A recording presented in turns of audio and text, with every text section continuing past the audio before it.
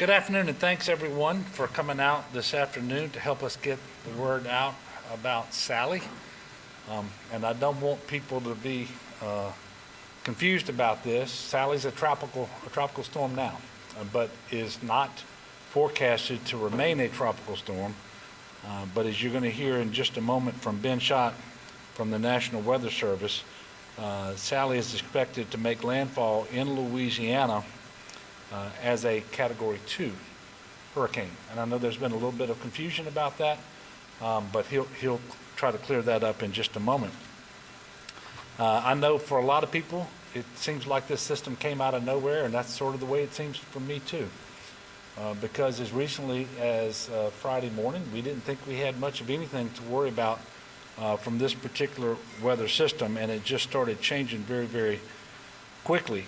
But we do need people to take this storm system very seriously for the reasons that are going to be outlined here in just a minute by Ben Schott. And I want to hit the high points on that very quickly. Since yesterday, the forecasted storm track has shifted slightly towards the west, which brings more of Louisiana into play, particularly around the New Orleans metro area.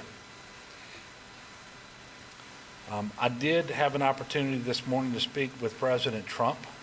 I made him aware of the storm and its latest track, the concerns we had here.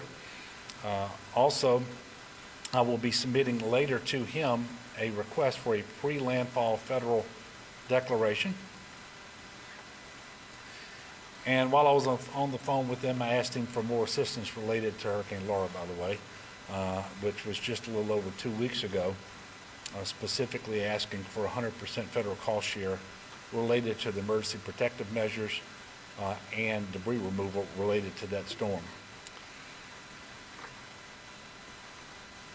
Over the past couple of years, as folks in southeast Louisiana are well aware, we've been spared the worst of several storms that had been forecasted to be stronger than they ultimately proved to be, and so forth. And you know that I'm talking about storms Marco and Cristobal and going back to Barry. I want people to understand that we're very fortunate that that happened, but you know, I guess it's kind of like all of those disclaimers you get about stocks. You know, past performance is not an indicator of the future. And we have really good reason to be very concerned about this storm, particularly because it is going to be a very slow-moving storm. It will be a Category 2 at landfall, and that landfall is coming early Tuesday morning, so about 36 hours from now, along a path that's very similar to what Isaac took. And so you all remember Hurricane Isaac from 2012. And so based on all the available information we have right now from the National Weather Service, from the Hurricane Center, and our in-state meteorologists, we have every reason to believe that this storm represents a very significant threat to the people of southeast Louisiana. Currently there's a hurricane warning in place from Morgan City to Ocean Springs, Mississippi, and a tropical storm warning between Morgan City and Intercoastal City.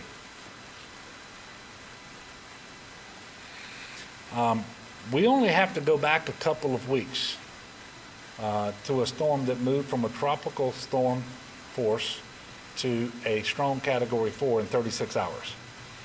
Well, this storm is going to make landfall 36 hours from now, and while it's not forecasted to have that same rapid intensification, it is also true, as the National Weather Service and Hurricane Center will tell you, it is the rapid intensification of storms that is the hardest to forecast. So it certainly could become stronger, but we know that it's going to be very slow moving. And the slower it moves, the longer the winds generate the storm surge, and the longer the rain bands have to just drop torrential amounts of rain in the area. And if you look closely when Ben puts this graphic up here in just a moment, there's going to be a period of time where the storm center is expected to take about 12 hours to move from Kenner to Hammond. I want y'all to think about that. Think about how much rain will fall during that time period. So every update that the Weather Service gives over the next 24 hours is going to be very important. We ask people to pay attention to the weather, pay attention to local news broadcasts, pay attention to your local elected officials, and heed warnings. If they're related to mandatory evacuations, if they're related to voluntary evacuations, anything else that they're putting out, it's very important that you pay attention. So now to go through the specifics, I'm going to ask Ben to come up, and then I will come back up on the other side of Ben in order to complete this press conference.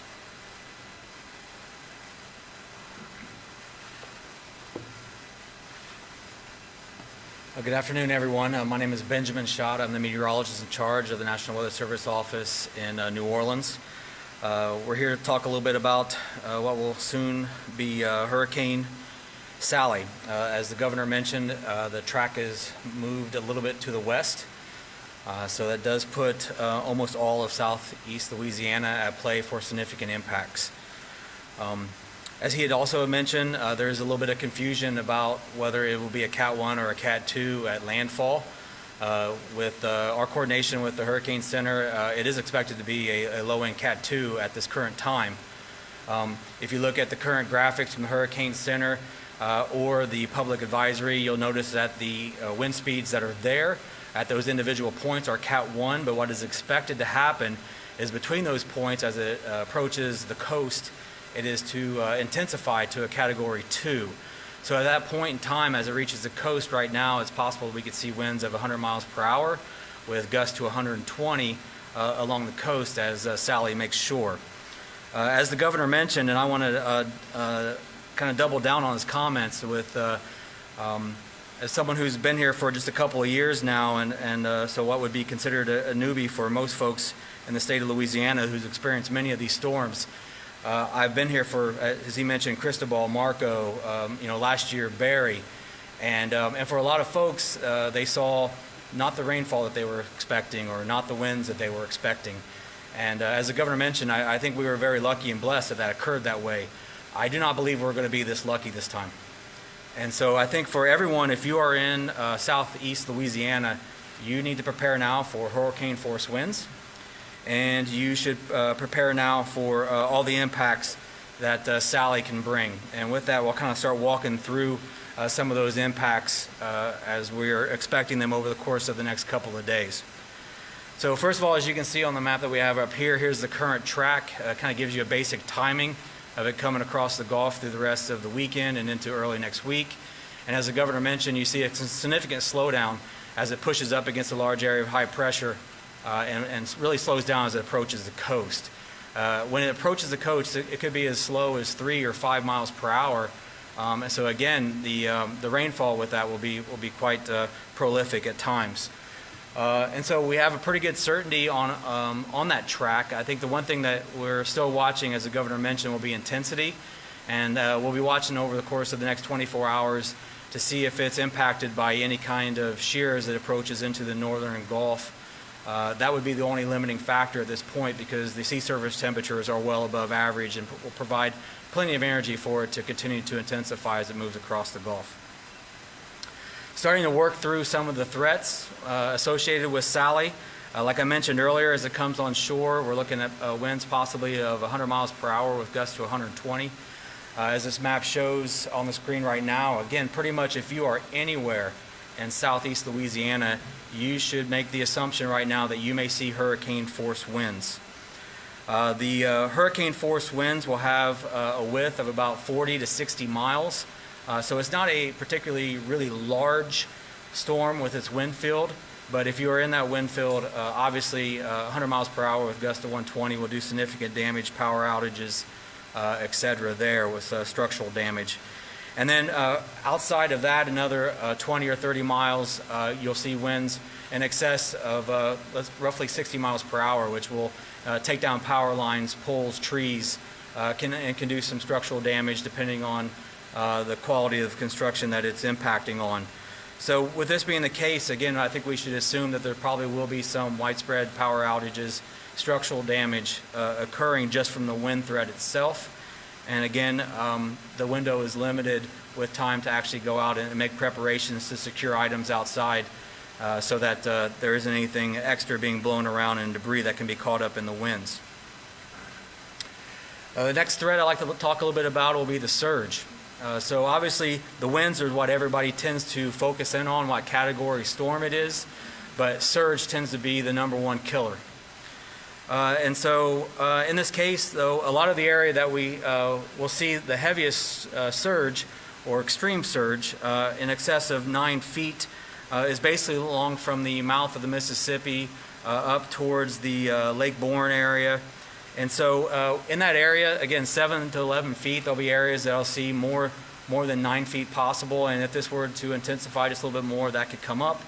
The slowness of the movement actually helps increase the surge, and that will be something that we'll also be paying attention if it were to slow down a little bit as it's coming on shore. The track means almost everything when it comes to storm surge. So any wobbles in the track can shift this 20, 30 miles. And a recent example is what we saw with Laura, where thankfully, or not so much thankfully, I guess, for some folks, like over towards Grand Chenier, they saw the 15 to 18 feet, but the largest didn't work its way up into Lake Charles with it. So this is something where it'll be very track dependent, and we'll keep an eye on that, because whether it makes landfall continues to show that it will make it to the west or east of the mouth will have a huge impact on these numbers. But with the current forecast, this is what we're looking for right now. And again, you can see the impacts from the surge extend far away from the actual center of the storm. And so for folks, just as long as you're not, you don't have to be along the track to see the most damaging surge. There can still be some significant surge even well away, as you can see, even as far away in Alabama and the Mississippi coast.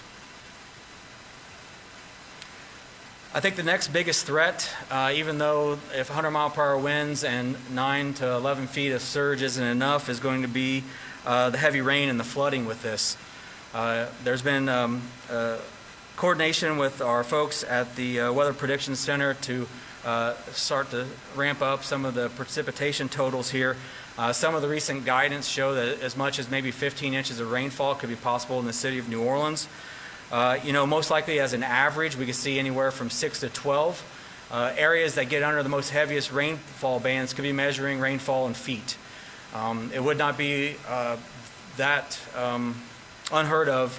I think after the fact, we look back at this event that we don't see some places that are measuring rainfall anywhere from 24 to 30 inches. It's all going to be about again the speed of it coming on shore and where those bands set up. And so it's something that we can't tell you exactly where that's going to happen right now. But again, if you're in southeast Louisiana, especially if you're anywhere, whether it be on the North Shore or in New Orleans proper, or anywhere in that area, I think you need to go ahead and think about hunkering down and not trying to drive through those rains, because the flooding is also a huge killer when it comes to these events. People trying to move about when you can't see how much water is around. So again, the flash flood watch is out. And you do notice it extends now as far west as the Baton Rouge area. So though I've made a lot of references to southeast Louisiana and New Orleans, I want people, even in Baton Rouge, to kind of keep an eye on this, because you could still get under some of those heavy rain bands. You could have the flooding issues. And if for some reason it does jog another 20, 30 miles, even a little bit more to the west, you're at play for some pretty significant winds. So all of us need to take those precautions now. We need to make sure that we are doing what we need to do to protect ourselves, our family, and our property. And the window, again, as the governor mentioned, is short. And with that, I'll wrap up my discussion. Thank you.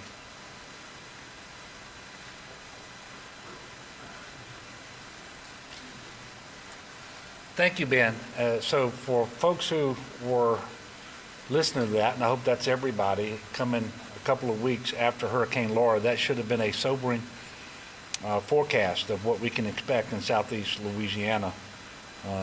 And the impacts are going to be significant 36 hours from now, and then it'll be the 36 hours subsequent to that when those impacts are going to be felt. So this is all going to happen pretty quickly. Thank you, Ben, for that information. Would remind everybody, don't focus so much on the cone because the storm impacts, the winds, the rain, the surge, they're going to be felt well outside of that. And I am particularly concerned about a number of things, but the storm surge, the rain, you all know from relatively fast-moving hurricanes that rain bands can feel stationary for a long period of time. Well, that's even more the case when you have a very slow-moving hurricane, which is what we're going to have here. And wherever those rain bands set up, they have the potential to drop just tremendous amounts of rain. And this rain is going to be falling into rivers that are not going to be emptying into lakes. And so that's another challenge that we have with this particular storm. Everybody should take this seriously. Please understand that you should be moving now, acting now, to get you and your family ready for this storm. And the hazards aren't just the immediate storm itself, and we've seen this in Hurricane Laura, but they extend to driving, as been alluded to, along roadways that have water that are standing, and you don't know how deep the water is. You don't know if there's current, and quite often, and it doesn't take much in terms of water depth or current to wash a vehicle off the road entirely. And we've seen a number of people who've died from that. So asking people to be extremely careful. With all of the weather we're expecting to come in and how little time we have to prepare for it, we were going to be closing offices in 17 parishes that are currently under the hurricane warning. I'm going to go through those very slowly here in just a moment. More could be announced ahead of the storm, depending on any adjustments to the track and so forth. But as of right now, on Monday, the following parishes will be closed: Ascension, Assumption, Jefferson, Lafourche, Livingston, Orleans, Plaquemines, St. Bernard, St. Charles, St. James, St. John the Baptist, St. Martin, St. Tammany, Tangipahoa, Terrebonne, and Washington. We still have 4 parishes that will be closed because of widespread power outages in southwest Louisiana from Hurricane Laura, and those are Allen, Beauregard, Calcasieu, and Cameron. We expect just what we saw after Laura, where widespread power outages really extended from the area around Monroe all the way down into Cameron Parish. That's going to happen across southeast Louisiana as well because of the wind and because of the rain too, because when the ground is saturated, it doesn't take as much wind to actually blow a tree over into the power lines and all of that sort of stuff. So people should expect power outages. I can tell you that between the co-ops and Entergy, CLECO, there are already 2,500 line workers and contractors ready to go and staging across southeast Louisiana. They will be calling in 2,000 to 3,000 more very shortly thereafter, if necessary. One of the good things is that there's no damage to the infrastructure in this part of the state caused by Laura. And so they're in a better position to going into the storm. The 2 co-ops in the area, Southeast Louisiana Electric Cooperative Association and the Washington St. Tammany Electric Cooperative, have already sent crews out to Beauregard Electric and Jefferson Davis. They've actually called those crews back, and they've also arranged to have at least 100 more workers using their mutual assistance agreements with other co-ops in the state of Louisiana, but also nearby states. As you can imagine, Entergy and CLECO both have had large numbers of utility workers in southwest Louisiana. They're having to remain there now for safety and for staging, but as soon as they're able, they'll be moving the necessary crews into southeast Louisiana while continuing to work on the restoration of power in southwest Louisiana.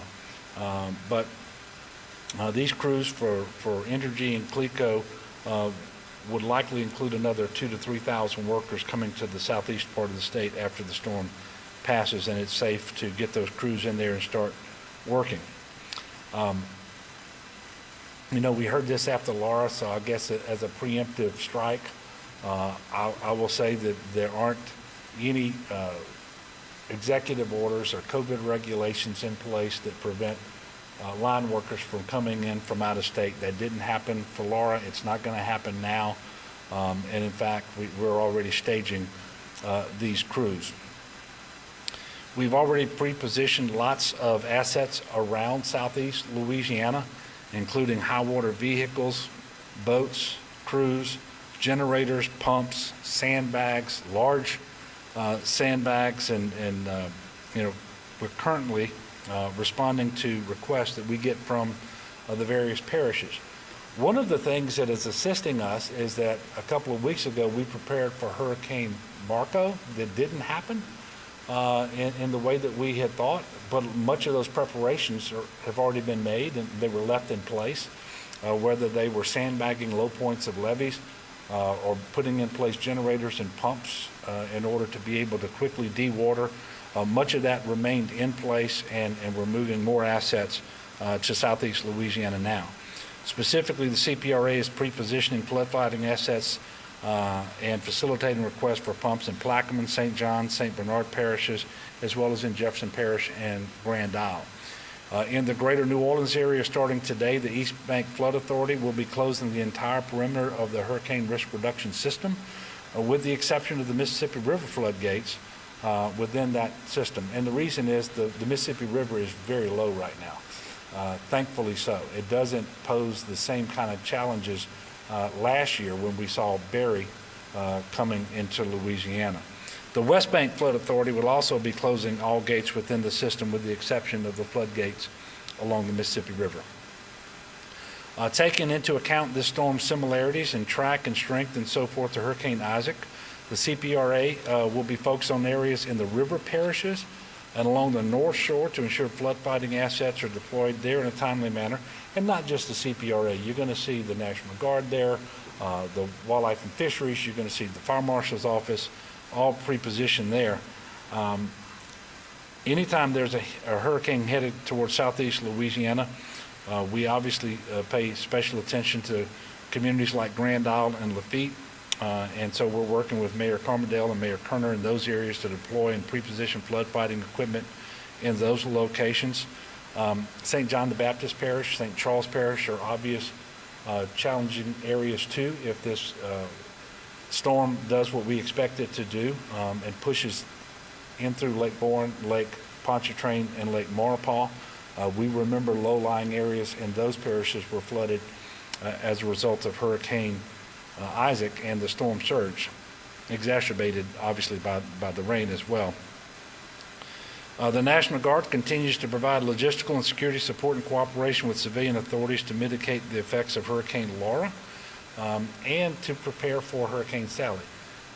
As you know, for the last couple of weeks, we've had 100% of the National Guard mobilized. They remain mobilized, and they're doing tremendous work on a number of fronts right now, but they currently have 5,400 or so on duty, with 1,200 soldiers and airmen, 51 high water vehicles, 32 boats, 8 rotary aircraft, and other assets that are actually in place for Hurricane Sally, or Tropical Storm Sally, which will soon be a hurricane. We're obviously concerned about all of the evacuees from southwest Louisiana who are in southeast Louisiana in the New Orleans hotels.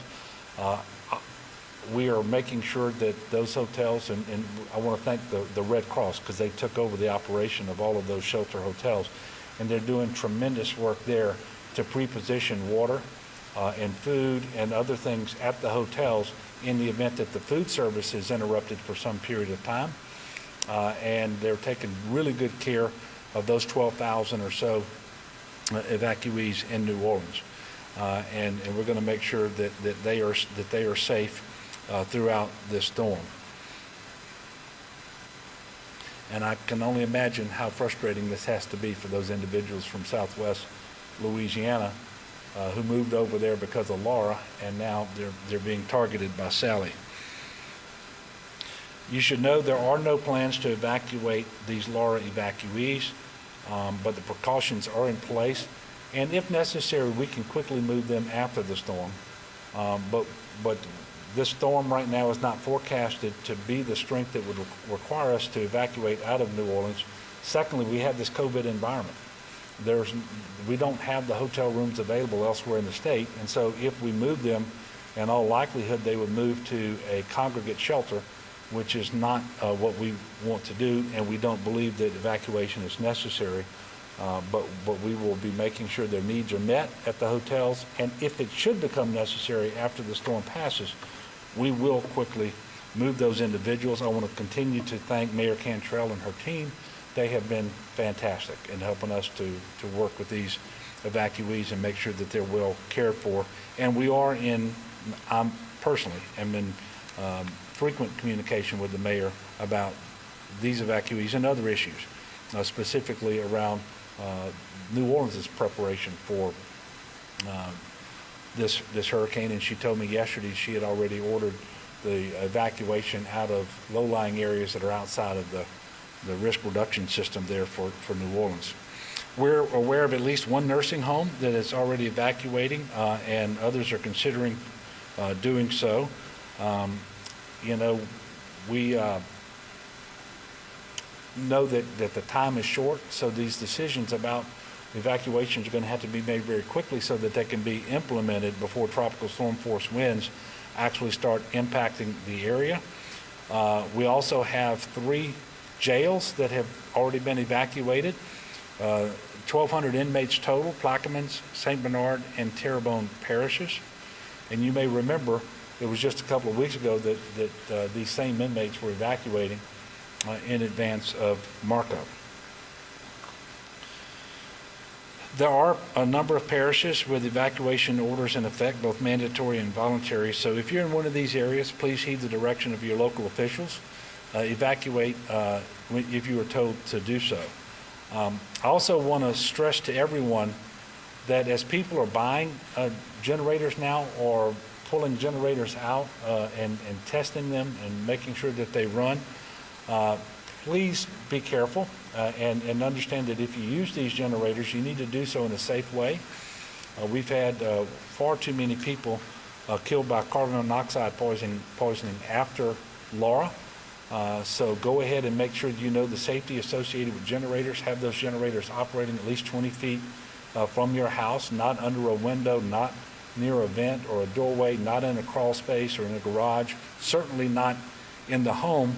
And when you need to refuel your generator, let it cool down for about 15 or 20 minutes before you attempt to pour the fuel into it. We did have one house fire where the house was completely destroyed after Hurricane Laura because that did not happen in that case. Make sure you have a fire extinguisher nearby. And also, if you're going to use a generator, and it's really these are important things to do anyway, have a carbon monoxide detector in your home, battery operated, and you can get these where they also detect smoke as well. That can absolutely save your life or the life of someone in your family. If you haven't done so already, visit getagameplan.org. You've got about 36 hours or so to really get yourself and your family ready for this storm. And it's important that you have all the supplies on hand that you need, whether it's food or water, batteries, flashlights, all the other things that you need. And I will remind you now, we're doing this in a COVID environment. So the public health emergency is not going to go away. It's not going to excuse itself so that we can focus entirely on the natural disaster. So everyone just needs to understand that all of the precautions, all the restrictions and mitigation measures that have been in place, they continue to be in place, and we need people to be safe. What we don't want to happen 2 weeks, 3 weeks from now is because of all the activity that occurs because of Sally, building, by the way, on top of what happened because of Laura and Labor Day and everything else, that we have another surge in cases in Louisiana. We've done that twice already. We don't want that to happen again. So I'm imploring everyone to make sure that you observe all the mitigation measures, like wearing your mask when you're with people who are not part of your household, staying physically distant from those individuals, staying home if you're sick, washing your hands frequently, all these things. And be especially mindful if you are more vulnerable because of your age or your health condition, or if someone in your household is more vulnerable for that reason.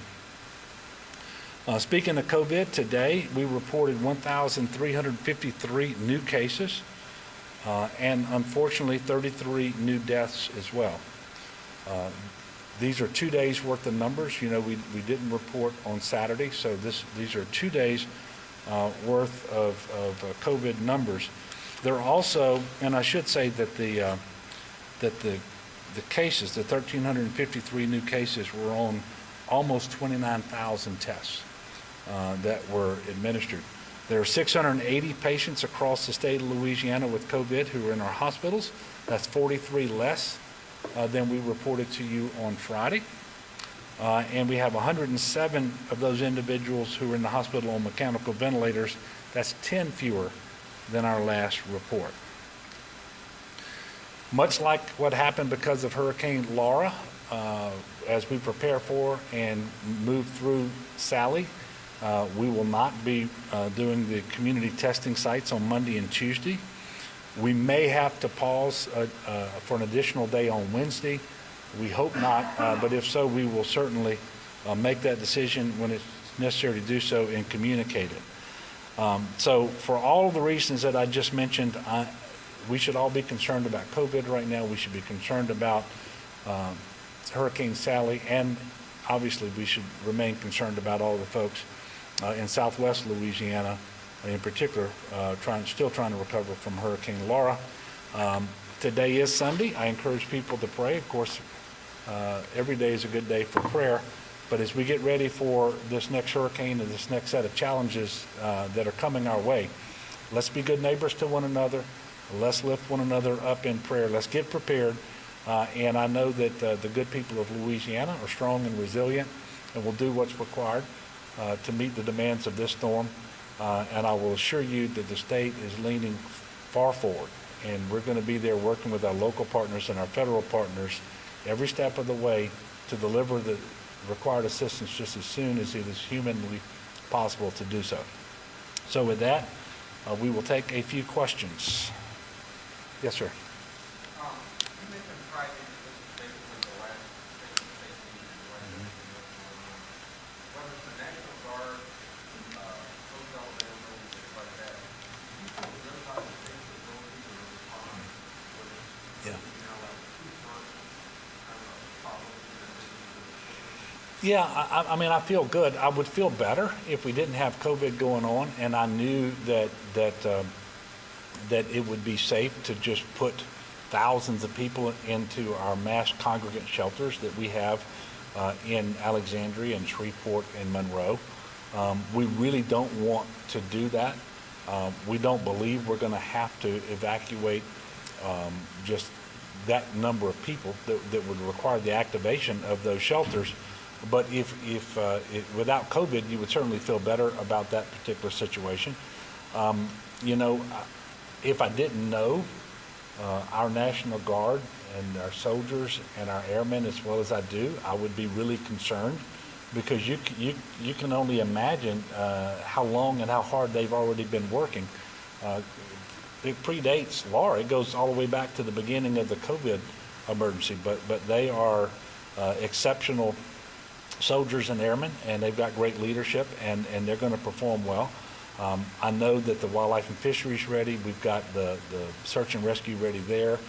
With the Fire Marshal's office, we're calling in search and rescue teams from out of state ahead of the storm, much like we did for Laura.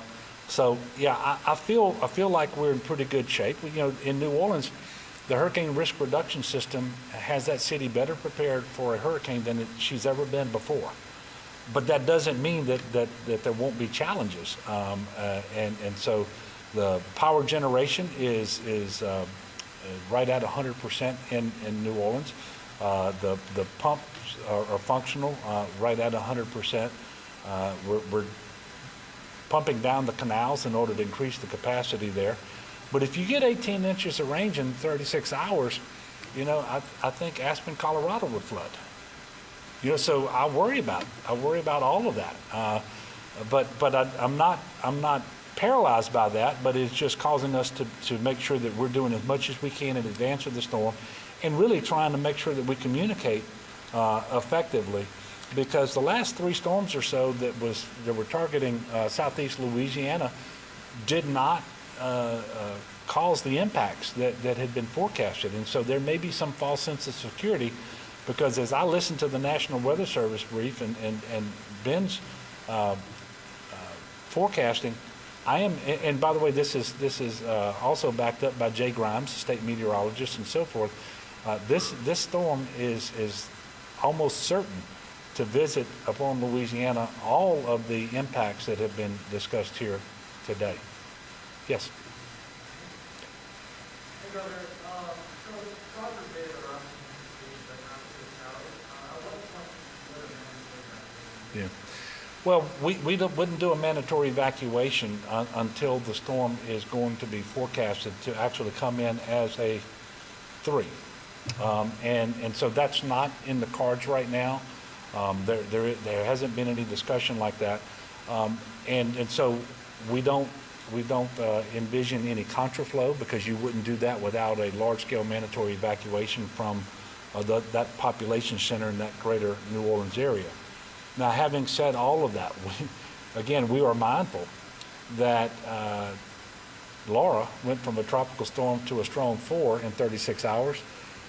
Don't believe that's going to happen here, but if it happens late in the day tomorrow, you don't have time to do that evacuation anywhere, which is why people need to be prepared. They need to get a game plan. They need to have all the supplies necessary so that the first 72 hours, if necessary, they're able to sustain themselves. Yes, ma'am.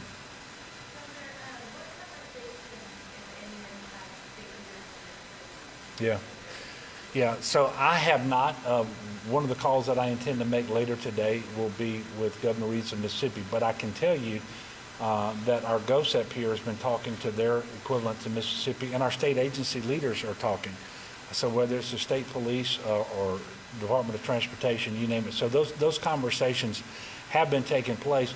And of course, the coordination is greatly, that's necessary is greatly reduced if you're not going to do contraflow, and if you're not going to be doing large-scale mandatory evacuations where much of southeast Louisiana is going to go into Mississippi, whether it's across the Gulf Coast or up into Jackson or other areas. But we don't envision that happening right now. And quite frankly, if someone is going to be leaving Louisiana, they shouldn't be going to the Gulf Coast of Mississippi, because the hurricane warning extends all the way over to Ocean Springs. And so if you want to go into Mississippi, you really need to go to points much further north than that.